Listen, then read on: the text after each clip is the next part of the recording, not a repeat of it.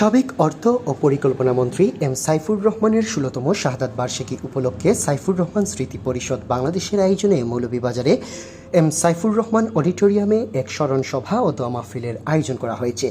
এতে এম সাইফুর রহমান স্মৃতি পরিষদের সভাপতি সৈয়দ তৌফিক আহমদ এর সভাপতিত্বে ও সাধারণ সম্পাদক অ্যাডভোকেট ডক্টর আব্দুল মতিন চৌধুরীর সঞ্চালনায় এতে প্রধান অতিথি হিসেবে উপস্থিত ছিলেন বিএনপির স্থায়ী কমিটির সদস্য সাবেক মন্ত্রী মেজর অবসরপ্রাপ্ত হাফিজ উদ্দিন আহমদ বীর বিক্রম। অনুষ্ঠানে স্বাগত বক্তব্য রাখেন সাইফুর রহমান স্মৃতি পরিষদের প্রধান পৃষ্ঠপোষক ও সাবেক সংসদ সদস্য এম নাসির রহমান। বিশেষ অতিথি হিসেবে উপস্থিত ছিলেন অধ্যাপক ডক্টর আলিমুল ইসলাম, জি কে গৌস, আব্দুল কাইয়ুম চৌধুরী, ফয়জুল করিম ময়ুন, আব্দুর রহিম রিপন, মিজানুর রহমান, ভিপি মিজান সহ আরও অনেকেই। আলোচনা সভায় বক্তারা সকলেই এম সাইফুর রহমানের জীবনী নিয়ে আলোচনা করেন।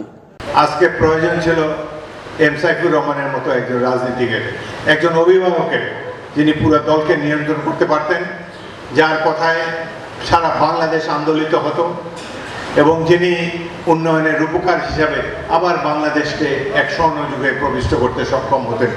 কারণ বাংলাদেশের ইকোনমি আজকের যে ৭ লক্ষ ৮ লক্ষ কোটি টাকার বাজেট, সেটা এম সাইফুর মনে রেখে যাওয়ার যে ভ্যাট সম্প্রসারণের এবং ভ্যাটের যে আধুনিকায়ন করেছিলেন সেটার মাধ্যমেই হয়েছিল।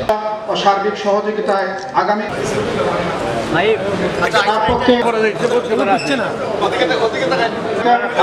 বহুমুখী উচ্চ বিদ্যালয় আমরা আর্থিক অনুদান সাবেক এমপি জনাব নাসির রহমান মহোদয়।